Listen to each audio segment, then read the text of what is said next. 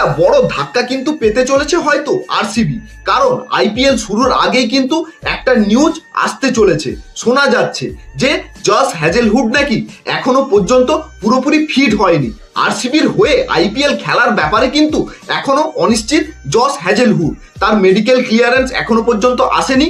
কয়েকদিন আগে Hazlewood injured হয়েছিল, যার জন্য টি-20 ওয়ার্ল্ড কাপও খেলতে পেরেছিল না হ্যাজেলউড। আরসিবি ফ্যানেদের একটা আশা ছিল যে তাদের মেন ভরসা হ্যাজেলউড চোট সারিয়ে ফিরে আসবে এবং আইপিএলে তাদের দলের হয়ে খেলবে। যদিও এখনো পর্যন্ত এটা 100% কনফার্ম নয় যে হ্যাজেলউড আসবে না, কিন্তু তার আসা না আসা নির্ভর করছে পুরোটাই তার মেডিকেল ফিটনেস সার্টিফিকেটের উপর, যেটা এখনো ক্রিকেট অস্ট্রেলিয়া ইস্যু করেনি। সুতরাং হ্যাজেলউডের মতো ইম্পর্টেন্ট বোলারের টিমে না থাকাটা কিন্তু আরসিবির জন্য একটা বিশাল বড় ধাক্কা হতে চলেছে। তোমাদের কি মনে হয় মতামত কমেন্টে জানাবে। আর